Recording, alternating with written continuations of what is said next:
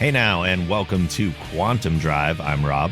I'm Katie. And our ongoing mission is to discuss every episode of the Orville. Today we are discussing Season 2, Episode 13, called Tomorrow and Tomorrow and Tomorrow, written by Janet Lynn and directed by Gary S. Rake. We have 2 new reviews this week. Oh my goodness. Our first one comes in from Tinka Dinka Doo. Ooh. It has been edited for length a little bit because it was a lengthy review. But it says, this podcast on the Orville's lasting impressions has made one on me. This is one of my favorite episodes. Your viewpoints on this episode resonated well with me from an emotional view, a moral compass, and a tech issue. What cannot the simulator do? Gordon's character development was huge in this episode, and I want more. The loneliness and longing was made so real that my heart literally ached for him. Thank you for a great podcast. Yay, thank you. I'm so glad you enjoyed that because we had a lengthy discussion about that episode. And even though we had differing opinions on it, I felt like it was one of our better discussions as a whole. Yeah, it makes me happy that lasting impressions made a lasting impression. Yeah. That's super cool. Our other review comes in from Big Jar of Pickles. Yeah. Who starts off by saying a perfect Orville companion. And goes on to say, as an avid podcast listener, I'm always on the lookout for a good listen. Rob and Katie, you all strike the perfect balance between straight episode wrap-up and thoughtful discussion couched in a very entertaining package. You don't bash the show's flaws or artificially gush over the show's highlights, but you explore them with honesty, much like the intrepid explorers aboard our favorite space vessel, as you invite us to join you in the journey. Thank you 1,000 times over for giving your fellow fans a reason each week to revisit this amazing show. Keep up the great work, and I look forward to sharing the journey of Season 3 with you both. I'm excited for when we can dive into Season 3. I know Same. It's like in the future, but I'm really excited, and it makes me happy that people are finding the podcast and enjoying you and I chatting about it. Yeah, and I do feel like we're a nice little companion. I appreciate that others are adding us onto their Orville rewatching. Yeah, I mean, it's pretty cool that you can watch an episode and then like fire up one of our episodes on your way to work or hanging out at home, whatever you're doing, and just kind of enjoy a little bit of discussion about something that you just watched. Yeah, extend the experience. If you would like us to read one of your reviews on an upcoming episode, all you need to do is go to Apple Podcasts, leave a 5-star rating, and write a review below.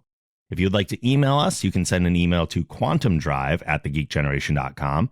You can follow us on Twitter @quantumdrivepod. You can join the Discord server at thegeekgeneration.com/Discord to talk about the podcast and the show. And if you'd like access to Mark's alternate one-sentence reviews, you can support the show on Patreon at thegeekgeneration.com/support. Before we get into the episode, Katie has trivia. I do. I have a little bit of trivia for this episode. The first one is the title of this episode, Tomorrow and Tomorrow and Tomorrow, actually comes from the opening monologue of Shakespeare's Macbeth. I'm not super familiar with Shakespeare, so... I read a lot of Shakespeare in college, actually, and actually in high school as well. And so Macbeth is... I never know if it's Macbeth or Macbeth. Like, Macbeth. I don't know. Macbeth? Okay. Yeah. I really enjoyed that play, actually. So I think it's kind of...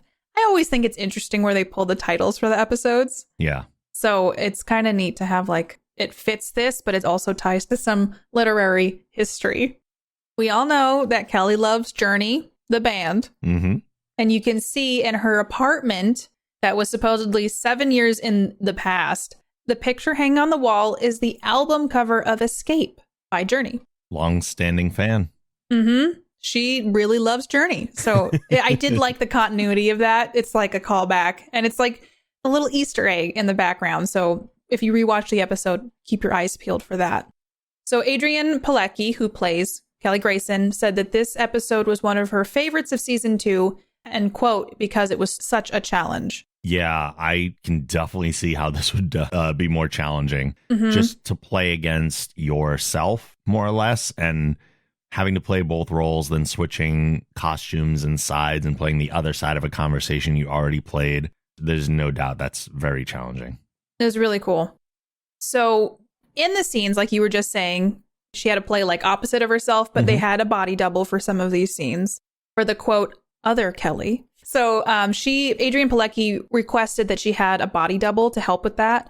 And they enlisted an actress by the name of Michelle Boyd, who also played a character on the show, Lieutenant Dorset, in the episode Nothing Left on Earth Excepting Fishes. So I thought it was cool that she was like, hey, that actress did an amazing job. Bring her in to do this part for me. And so apparently after they finished filming, Pilecki wrote her a personalized thank you card, which you can find on Michelle Boyd's Instagram if you're curious and you want to dig and find that. Yeah, and we had talked about Michelle a little bit when she came up as Lieutenant Dorset. She was the one that was in the mess hall that Gordon was kind of hitting on when he was taking his command tests and everything. So we had brought her up at the time then as a guest star. And yeah, she comes back as the body double here, which is cool. That is cool. There was a line added to this episode, and it was a line that when you watch the episode feels very heavy. So the episode was written by Janet Lynn, and apparently when young Kelly says, "You've made my future a disappointment," that was an added line from Seth MacFarlane. Oh, wow. Yeah, that's a heavy line. That one made me feel things when she said it. That's a good ad, yeah.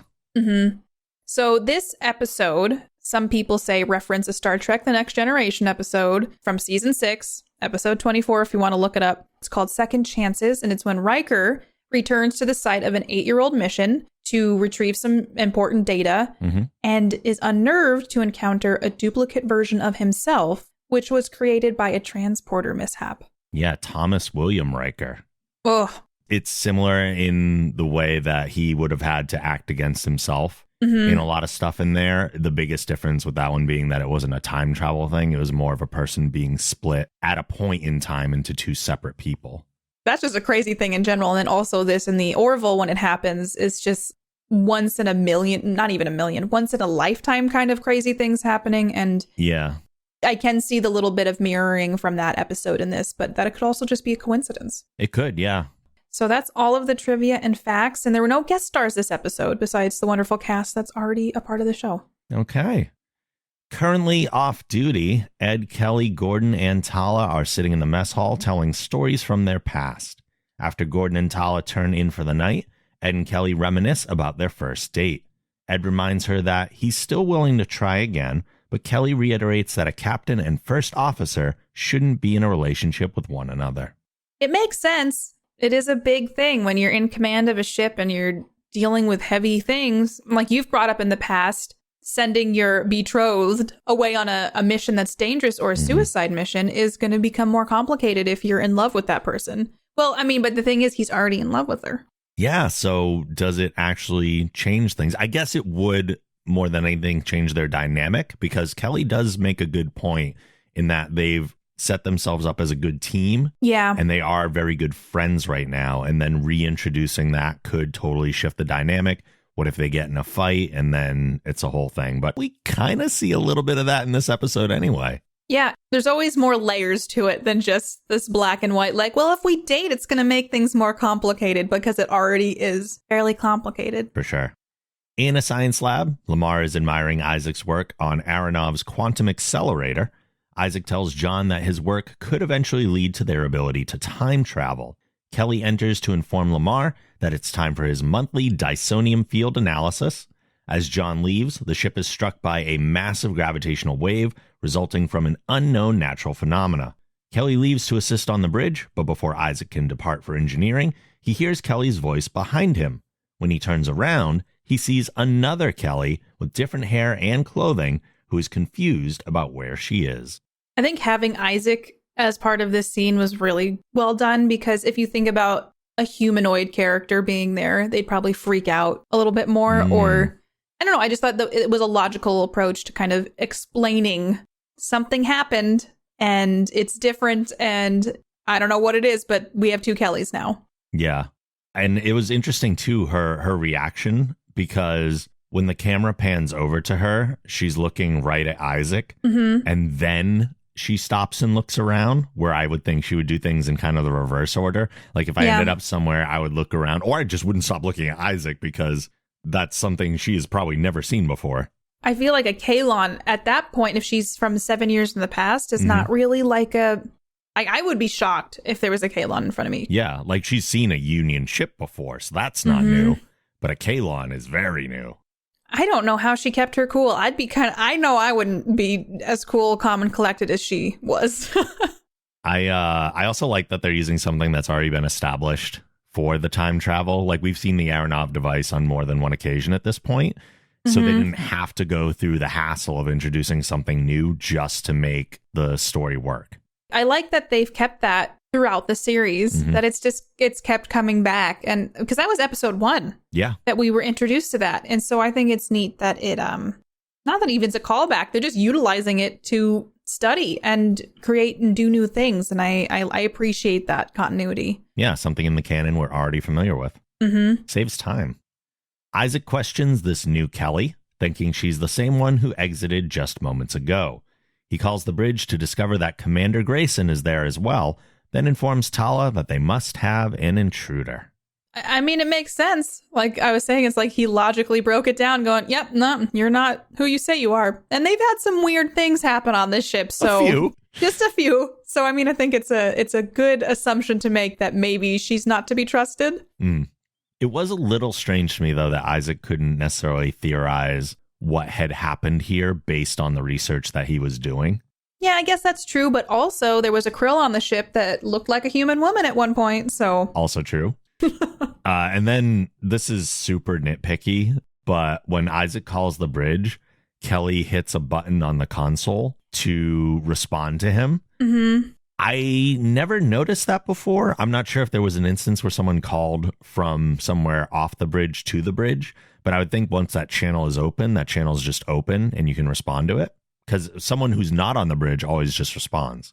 I can't remember in the past if I have seen Ed hit a button. I think he has. I think I've seen like a wrist button push here and there, but not always. It's kind of inconsistent. But I mean, TNG's communicators were super inconsistent, so who knows? Maybe because of that room specifically, she had to hit a button that maybe opened the channel to reply, because they do science in there and maybe it would disrupt the science. Maybe. Maybe. Dr. Finn examines the new Kelly in sickbay and says that her DNA is an exact match for their Grayson, except she appears to be about 7 years younger. Just then, Mercer and Grayson enter, leading to shocked looks between the two Kellys. Again, how do they handle that so cool, calm, and collected? That has to be so trippy. I can't imagine, like, if you walked into a room and there was a you just sitting there, like, I mean, it would probably be the most surreal feeling. And like, this isn't real, I'm dreaming. I wonder how much you would recognize yourself, because we always see ourselves from a certain way. We don't see other angles and stuff. And I don't know if I would necessarily make the connection. I might be like, that person looks like me. Yeah. But I don't know if I would be like, that person looks exactly like me. I bet seeing yourself from a different perspective too, like we see ourselves in mirrors. Right. Like we don't ever see ourselves true. I mean, pictures, I guess, but still, like in a way it's distorted. Same. Yeah. No. So seeing yourself in person probably would be like, is that me? Yeah. I feel like there would be a little of that. And I think that's why they kind of circle each other. Yeah. Just to kind of assess the whole situation. And yeah, it's really interesting. Man, I hope that never happens to me. I don't know how I would respond. In the briefing room, Isaac and John present their theory that the gravitational wave amplified the temporal field generated by the Aronov device and brought past Kelly into their present. The point in time that past Kelly was pulled from was the result of Grayson's proximity to the device, along with her thinking about her first date with Ed. For past Kelly, that date happened the previous night. I know there's a lot of things we're going to talk about later, but Ed also would have to look older. Like he would look different than he did 7 years ago. True. So I'm sure there'd be like, oh yeah, you're Ed. Obviously you're Ed. But there would be differences that I think that would make it a little bit like, yeah, it was last night, but it was different. Well, yeah, I think she's not seeing Ed and just being like, oh, that's the same Ed. Yeah. I think that comes in later where she's like, well, it's still Ed, even if it's not my Ed. Yeah. But yeah, yeah, we'll get there. But I just appreciate that everything here, explanation wise, kind of fits sci-fi logic. Where again, all the boxes were checked. I didn't question everything. I was just like, okay, cool, makes sense. Yeah, I always appreciate that because my mind will start going, but what if? And then they answer it, and I'm like, okay, I'm good. Yeah, exactly. And I feel like they covered a lot of their bases here. In Ed's office, he and Kelly discuss whether or not past Kelly should be informed about anything happening in her future. They ultimately decide to tell her about their marriage and the affair that led to their divorce. When she seems to be confused, Kelly says that she'll grant her access to her personal logs to get caught up. What do you think about that? I was going to ask you the same question because I understand them telling her about the marriage and the divorce because it's going to come up whether they tell them or not. Mm-hmm. Someone else in the crew is going to bring it up just kind of out of nowhere. I feel like having access to the personal logs would be incredibly overwhelming. When she said that, I'm like, I would open it up and feel like I'd be reading someone else's life, which you would be. Mm-hmm. But it would be overwhelming, and it would be almost like you don't have the control to change it. Like, is this already set in stone? Like, I don't think it wouldn't be comforting or like, yeah, let's go over my entire life from the last 7 years. Right. Digest that. It's going to be easy. It's already hard enough that you're in another time and thrown out of this. Like, don't dump all that on her, too. That's just way too much. Yeah, I agree. Yeah, I would have done things differently, but maybe there's a way to concisely scroll through your 7 years of life. Maybe. Oh, what's the TLDR on that personal log from I 7 know. years? Also, there'd be a lot of like probably if it was like journaling, I'm assuming a lot of it was probably personal journaling kind of thing. Probably. Bad mouthing Ed in that. Oh, possibly. But maybe not. Maybe she's classy and she doesn't do that. Maybe. The other thing I thought was interesting is it does seem that they both are in full agreement that the affair with Terulio was the result of him being in heat. We had kind of a question after that episode as to where they stood on it. Mm-hmm. And that's where they seem to have landed. That was always something I wonder if they would ever go back to. Mm-hmm. But it is nice to know, like, they've put that behind them. It's no longer an issue. So it's something that, even though it was just like kind of a throwaway line in some ways, it does mean a lot character-wise when they both admit, well, we don't really know what happened with that. Yeah, it feels like that aspect of their relationship is kind of like, okay, that was what it was. It's nobody's fault. Let's sweep it under the rug and move on. Yeah, which means maybe some things might open in the future. Maybe. Mm-hmm.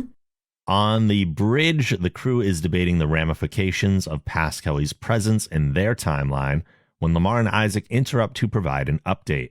Because of the unknown variable presented by the gravitational wave, there appears to be no way to duplicate the event and therefore no way to send Kelly back to her past.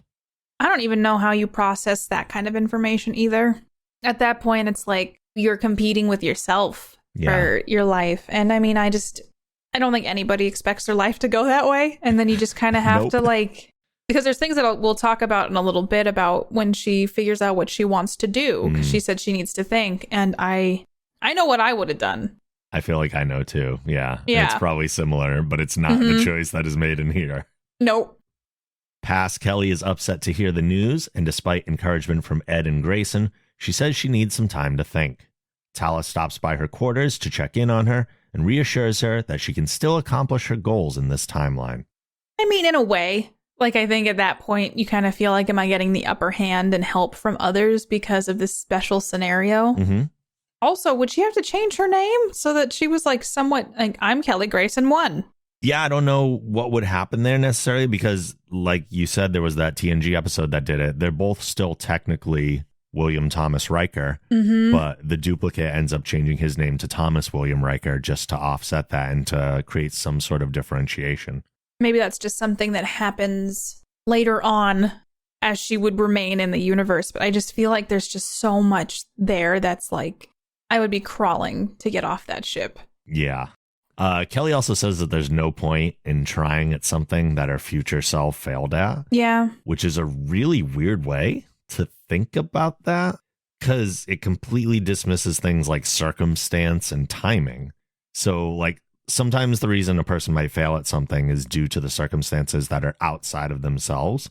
And she's in completely different circumstances in this timeline than her other self was when she made the same choices. So like you can't compare the two at all. They're completely separate. You might be the same person, but that's like one variable out of an infinite amount. Maybe it's like the politically correct thing to say, even though it might not be true. But I think you're 7 years in the future. You have 7 years of technology that you didn't have the night before, and you have information you didn't have the night before either. So in a lot of ways, I think it's a little, it's inaccurate to say that you can just, you can do what I do, reach your dreams, go for your dreams. Yeah. And I mean, not that that's a bad sentiment, but it's different. Yeah. Well, like just because the Kelly from our present time didn't accomplish a certain thing or didn't do a certain thing, that is not a limit on you. No. Like you could make different choices and do different things, and you're a different person technically at this point. And I do feel like in a lot of ways you feel like you're competing with yourself. Yeah. But I think that only lasts so long until you see the full picture. True.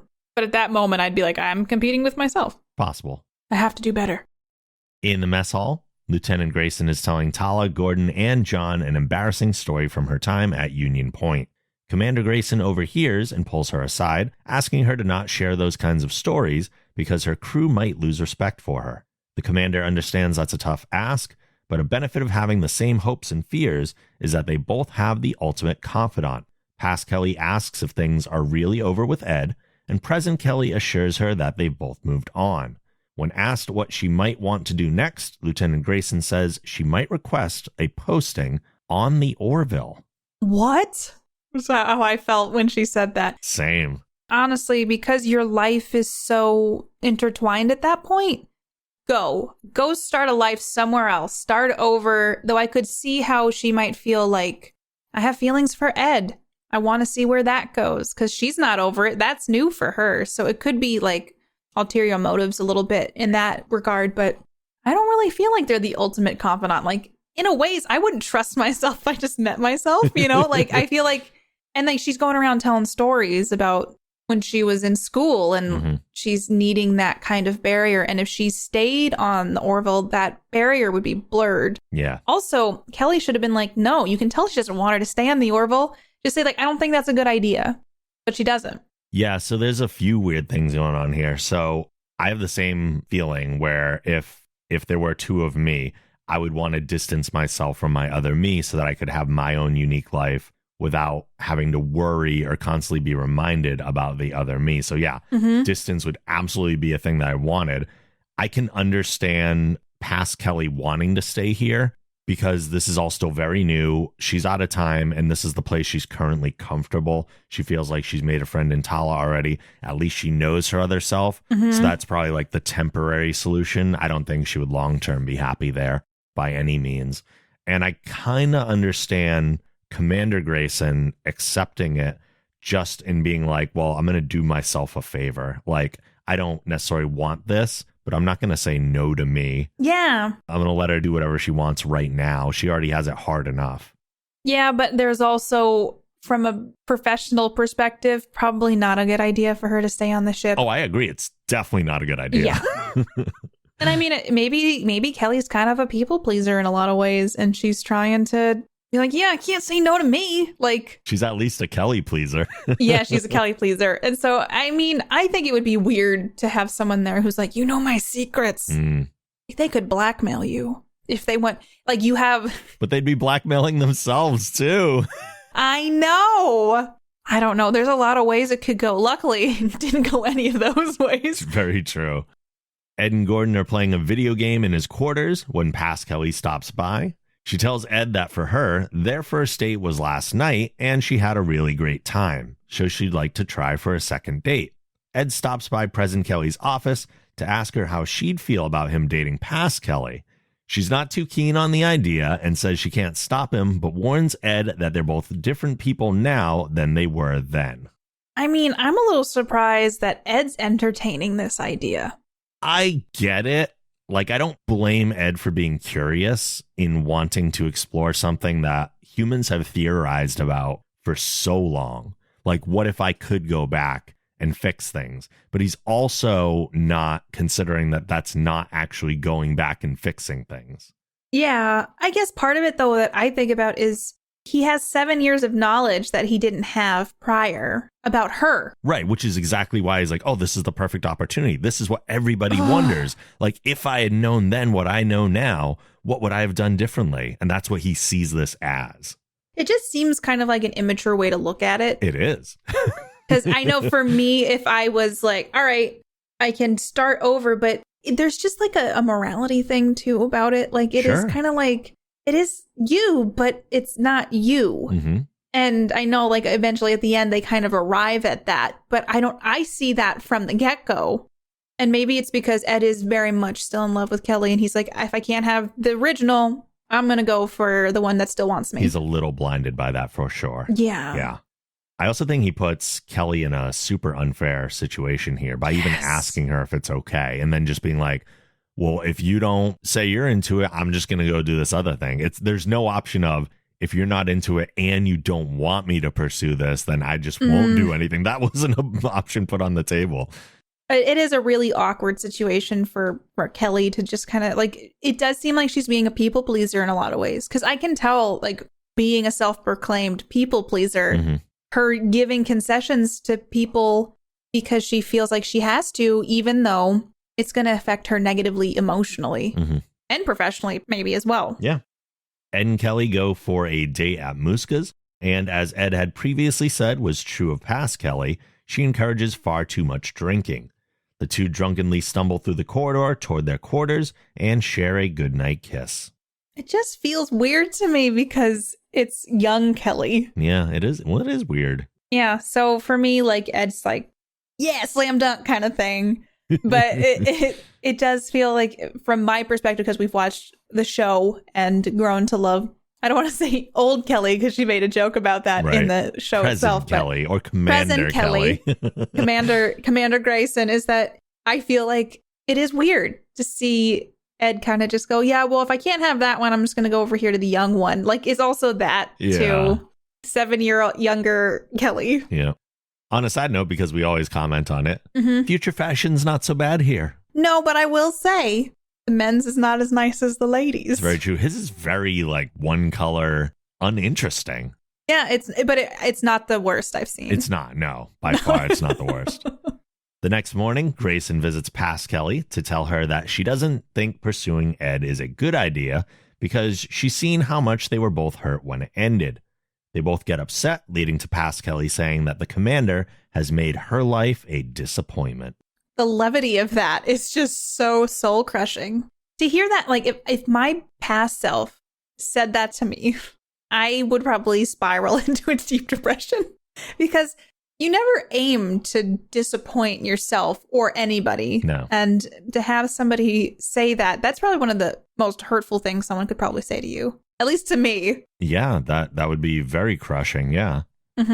Past me would be like, why are you not Batman yet? That's See, you have but you could be like, that's not, fully attainable. Here's why. I'm a little more realistic about things these days. Yeah. It's tough to walk away from something like that. But she does. And then she just kind of has to mull it over in her head and take stock of, am I a disappointment? Yeah, because again, there's no guarantee that things will turn out the same way. They are technically different people. There's also no proof that things with Ed will or won't work out because circumstances are different now. There's no guarantee that they're both going to end up hurt. Yeah, that is true. I mean, Kelly's meddling, but it's mostly because she should have said no in the first place. Exactly. It would make me uncomfortable, too. Yeah. Like, really uncomfortable. On the bridge, scans detect 2 Kalon ships heading in their direction. They quickly change course and go to Quantum to avoid being detected. Soon after, in the mess hall, Ed is telling Gordon how he thinks he might be able to get things right with Kelly this time. Gordon says that he, too, thinks it's a bad idea because he saw what the divorce did to him. Just then, past Kelly approaches and invites them to the simulator to visit one of her favorite spots on Earth. Now in a nightclub in the simulator, past Kelly and Tala are dancing while Ed and Gordon sit down with their drinks, seemingly annoyed by the entire situation. Bortus and Clyden, however, are fully embracing the music with some moves of their own. Probably one of my favorite moments from the entire series in this scene. One of the things that's interesting about Gordon, though, with the lasting impression episode being in then this episode. Things have kind of flipped. Yeah. And he's trying to be the voice of reason, like, hey, like, this isn't, don't do this. You're going to get hurt. And that's exactly what everybody was telling him in the lasting impressions episode. It is very funny because you don't expect it to change into a nightclub. But it's a really good example of the difference in their age and what they both want and want to do in their lives. Mm-hmm. And even now, I mean, I'm older than my early 20s. I wouldn't want to hang out in a club. No, hell no. That sounds like an awful time. I know there's like sometimes you have experiences, but I was just like, yeah, I can relate to Gordon and Ed's quandary. Yeah. But I loved Bortus and Clyden's dancing, and their enjoyment of this nightclub was the best thing. It was great. Ever. It also references back to when we heard Lokar talk about Mocklin dancing, and he said that it's much less restrained. Well, there you go. Mm-hmm. Everything was just perfectly done in this scene, because like up to the yelling at each other and not being able to understand. The bathroom's over there. Yeah, the bathroom's over there, but it's like, yeah, it was a really well done scene that made the point of they're not right for each other, but also had a lot of fun comedic pieces to it. Kelly is sitting down with Claire over drinks to discuss the situation with her younger self. Claire assures her that she's done great things and is a good friend. Even if she hasn't met the goals she used to have, she should take the time to reassess and think about the goals she currently has because they may have changed. The doctor concludes by asking her what it is she really wants. I thought that was a nice scene. As I've grown up, I've realized that stuff does change. You can't always just be like, oh, what I wanted at 21 is what I want now, because there is a little sense of, not a little bit, there's a lot of things out of your control, and there's a lot of things that just don't work out. And it sucks, because I think all of us would love to be what we wanted to be when we were 7. Maybe we would. Yeah, and maybe we hate it. Yeah, maybe as we got older, we discovered things we were unaware of, and our goals did change. I think this scene successfully allows Commander Grayson to be like, well, I'm not a disappointment. My goals just changed. Yeah, I think that's completely fair, because I look back now and I'm like, man, I wish I could have done some things differently. But I think we all wish we could have done things differently. Oh, sure. But we also have more information now that might go, hey, this wouldn't have worked anyway. This wouldn't have been something that I would have wanted. Yeah. And so it is a little unfair that past Kelly dumped that on her. It is. But she's going based on her goals then versus 7 years of past and life. And it's kind of unfair to make that judgment on somebody. Yeah. I also, too, wonder if the question asked by Dr. Finn of what it is you really want, and you see that kind of knowing, inquisitive look on Kelly's face afterwards, I wonder if that is the door opening to where Kelly now reconsiders getting back together with Ed.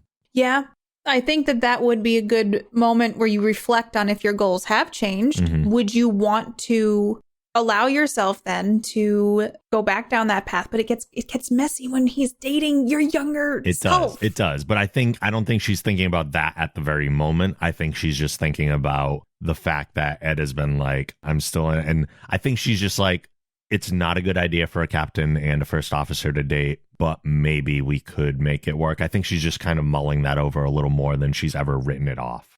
Yeah. And I think that if anything, past Kelly saying, you've been a huge disappointment to me and your whole life, would make you take stock and go, okay, what am I willing to make concessions on that I've been too much of a stickler about? Sure. And Ed might be one of those. Yeah. Though I do agree, being a captain and a first officer, probably not a good idea for you guys to date. Still agree, yeah. And I feel like the union would probably separate them. It's likely. Oh, or one of them would have to step down. Or that. Yeah, we don't even know what the policies are that are in place. No.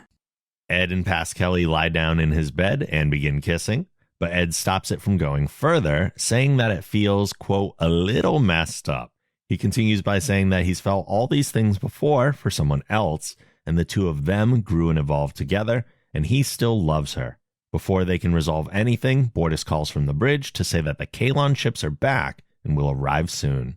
It is a little messed up. Yeah, it just took him a long time to figure it out. Yeah, and like she shows up in her little nightie and he's like, oh yeah, from our first anniversary. Like, it just feels wrong even when they're like making out in the bed. I felt really uncomfortable. Yeah. And I think that is a huge kudos to the show because it made me feel like they were different people. Yeah. And so I definitely was like, thank you, Ed. Thank you for realizing that this is probably not the right path to go down. And I would feel like past Kelly would have to realize that as well at some point, that it's not going to work. There's too much history with other Kelly. I wouldn't want to play second fiddle. No. I wouldn't want to be second experiences.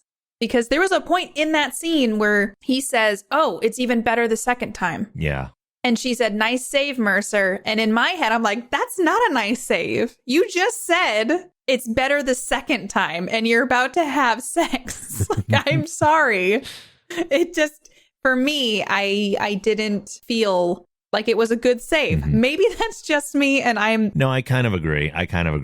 And I feel like where they ended up here was more or less inevitable. Like you were saying, like one of them was going to figure it out eventually. Mm-hmm. And they're not the same people that Ed and present Kelly are. Like they grew together and evolved together. Mm-hmm. And past Kelly just is not at that same point. So she is very much a separate person. Yeah, I feel like in that scene specifically, I wouldn't feel like it was new and fresh, especially if he's saying it's better the second time. I remember you wearing that. Like, I'm sorry, it doesn't feel like, oh man, we're having this first once in a lifetime experience together. Mm-hmm. It's like watching a tape over again. Yeah. And that's why I'm glad Ed went, no, but I don't know how she didn't feel that.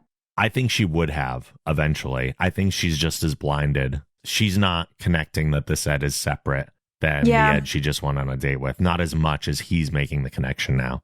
Yeah, I agree. And I think maybe because she's younger and it's that whole I'm blind and in love kind of thing. Yeah. It's a little easier to look past red flags than, say, Ed, who's been through some stuff with Kelly. So, with 7 minutes until the Kalon intercept, the senior staff arrives on the bridge. Past Kelly suggests that they head to the nearby planet Vendek 2 to hide in its icy rings. They can jettison water from the Orville and create a layer of ice around the hull to blend in, then power down until the Kalon pass them. They carry out the plan, which works without a hitch. it was kind of weird how she just had this like solution. It was a little bit, but I feel like it was a good way for the episode to give her something to do and be the problem solver, especially after she's kind of ticked off present Kelly. They need to make amends a little bit. Yeah. And it does show like the past memories being in sync as being a thing that is still happening. Like they are reminding us that, yes, you two have the same memories, even if one of you is thinking of a thing right now that the other one isn't. And yeah, in a way, it gave her some purpose in this new frontier. I thought the space porn was great. Yep. And I thought so there was like the ice things or what would that be for? The ice chunks? No. Okay. So there's the part where the ice, comes shooting out of the Orville, like those jets? Yeah. Yeah. The jets. What would that be for? Maybe an emergency evacuation of something. Like, let's say there was a toxic gas or a toxic chemical that was aboard the ship and they had to get rid of it immediately. Maybe it's something like that. I'm headcanoning like crazy right now, but because I was sitting there and I'm like, oh, maybe it's like an airplane where they have some of that defrost stuff in it so that it doesn't freeze right away. And like I was doing all this stuff because I'm like, why would they have that? I feel like it's just glorified exhaust ports, honestly. Yeah, I thought that was a really well done scene. I thought it looked really good. And that was also, it was tense with the Kalon coming back now. I think this is our first Kalon ships for patrolling the universe and looking to pretty much destroy whatever they come across. So I do think in general it was nice to show, I guess, past Kelly having a little bit of a win. Yeah. Especially after getting dumped by Ed in the prior scene. It does make sense to me, too, that everyone shows up in their pajamas. No time to change in an emergency. Just boom. It's a nice touch. Yeah, it is, because it's very much realistic to how a situation would happen. Yeah. Lieutenant Grayson steps into Commander Grayson's office to offer her an apology. She explains that until she stepped on the bridge, she didn't understand the gravity of what her future self must deal with every day. Just then, Lamar and Isaac enter with news of a breakthrough. They've thought of a way to possibly send past Kelly back to her own time.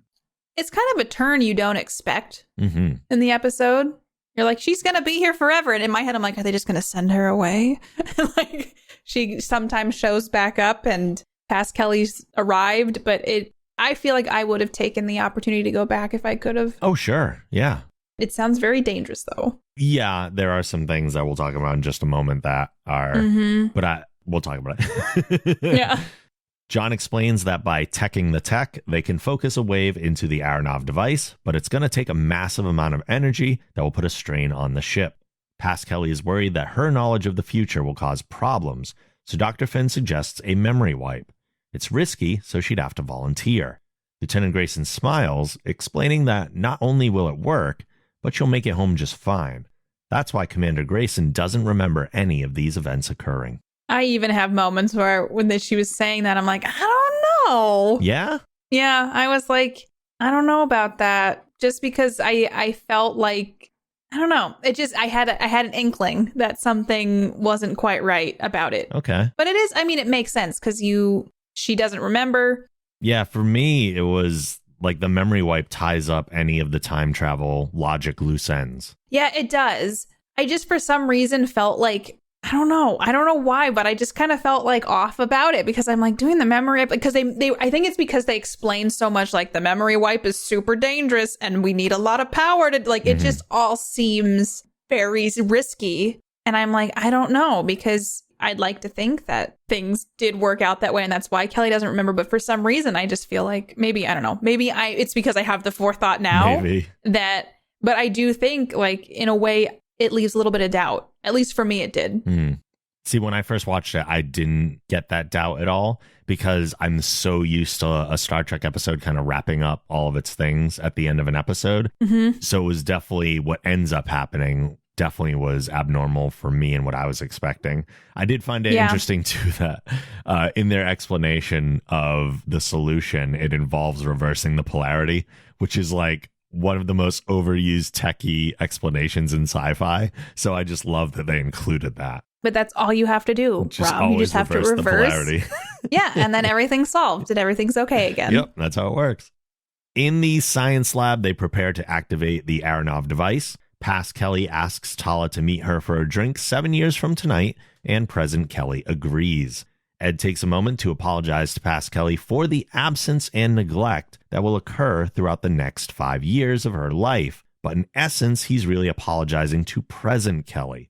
Dr. Finn administers a sedative and performs the memory wipe. It's all so stressful. It is. Oh, like, and that's why I think too, I'm like, something's not going to go right. Like, I just felt like the memory wipe thing is interesting too, the way that they did all of that and just the amount they had to push the engines to get it just all was very like sketchy to me. Yeah, I think part of the reason that they made it so crazy for the engines to go nuts and everything is they don't want this to be easy, or else it leaves it open as a possibility for them to do more frequently. If it's this hard to do, then it kind of writes it out from future stories as like, oh, we can just time travel and fix this, because they've already seen how dangerous it can be. No, I like that. That is a good way to prove like this is really dangerous. Yeah. You don't want to be doing this every week. And so that makes a lot more sense to me now. Thank you for headcanoning that for me. Happy to. Lamar initiates the quantum field and pushes it to the limit. Isaac reports that the graviton level is insufficient, so they're forced to push the field even further, but can only sustain it for a few seconds. It seems to have been enough, though, as Kelly wakes up on the floor back in her own time. She immediately gets a call from Ed, who says he had a great time last night and would like to take her out again. Kelly responds by saying that she just doesn't see them working out, and hangs up. They did a good job when she wakes up, and you're like, does she remember? Does she not? And then as she like wakes up in her kitchen, granted, in my head, I was like, that would actually be a really good way to write off the fact that she had a really bad hangover, which Kelly mentions earlier in the episode. I'm like, it's probably because of the memory wipe. And so at this point, I was back in everything's fine. The memory wipe worked, all of that. And I was like, she's just confused because she woke up on her kitchen floor. Right. And then when she answers the call and says, I don't think we're going to work out, I'm like, oh, it's just very much a shock and awe moment to end the episode. Yeah, the first time I watched this, I did not see that coming at all. I expected everything to come full circle and tie up in a nice bow like so many shows do. But this is not the first time either that they've done this. They've been really good about subverting those kind of expectations that we have when we expect a certain thing to happen. Then they just go, oh, but no. Yeah. We're going to go in this other direction instead. So it makes me very excited to see what is going to come next. Yeah, I'm excited for whatever they're going to do with this. Yeah. And I want answers, darn it. I want answers. As do I.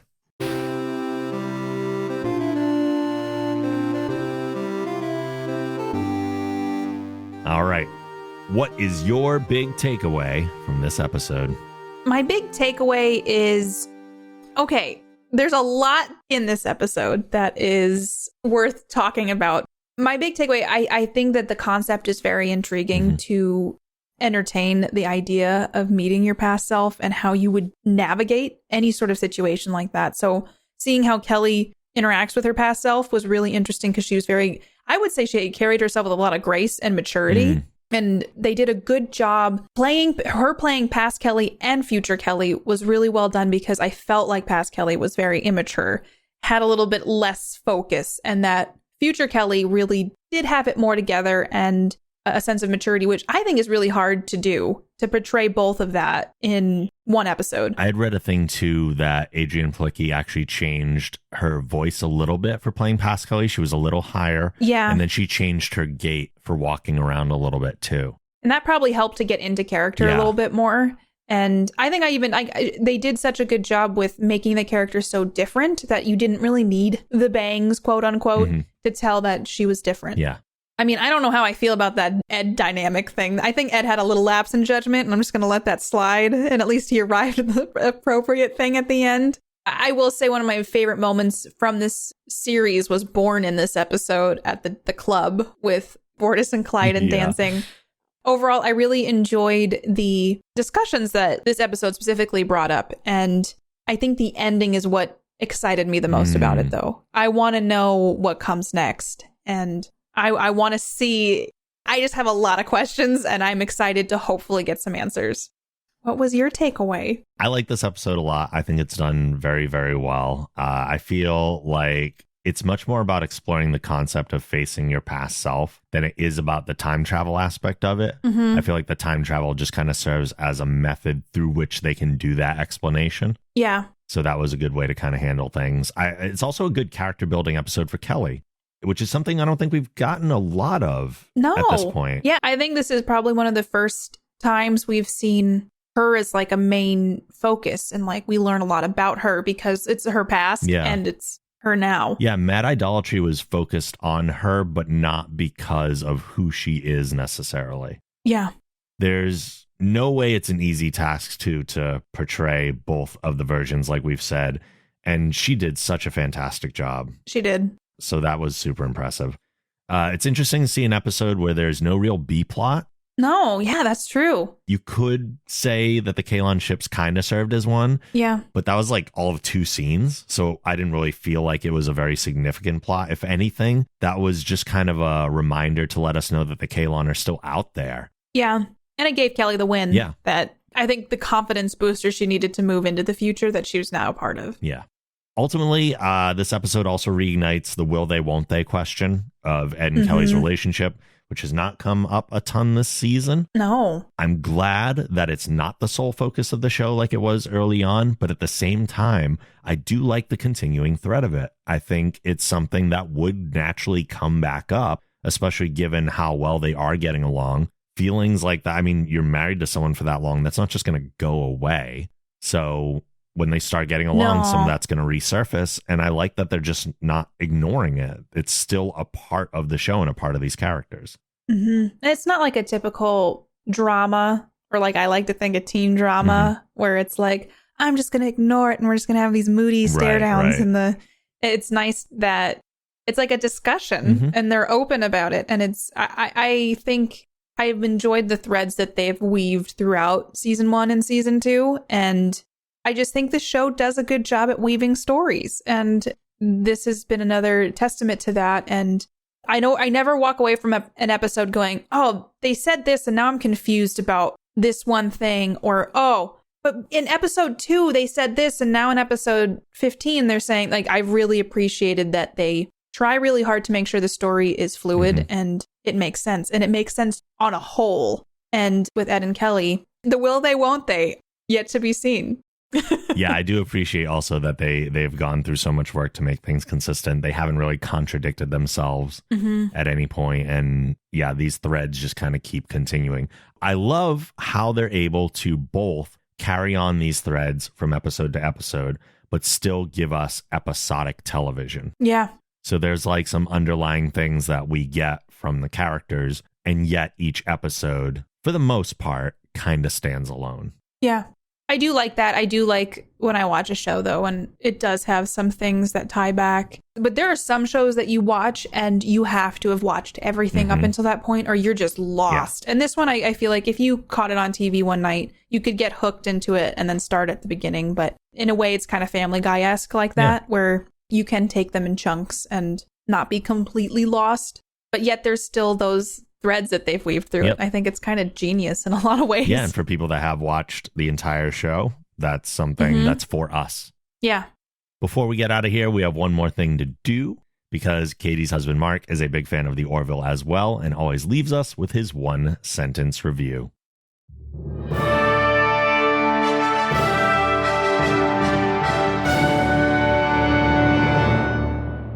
Wow, the actor who plays Commander Grayson looks just like the one they got to play Kelly. Quantum Drive is a production of The Geek Generation. If you like this show, be sure to check out our other podcasts on the Geek Generation Network at thegeekgeneration.com. If you'd like to support the show and get access to exclusive bonus podcasts along with other perks, you can visit our Patreon campaign at thegeekgeneration.com/support. You can follow Quantum Drive on Twitter at Quantum Drive Pod and me at TheRobLogan. You can follow me on Twitter at PlayKatiePlay and on Twitch at Katie Peters Plays, and Katie is spelled Katie. Please rate the show and write a review on Apple Podcasts. If you do, we may read your review on an upcoming episode. Finally, questions and comments can be sent to quantumdrive@thegeekgeneration.com. We're out of here for now, but we'll see you soon in the future.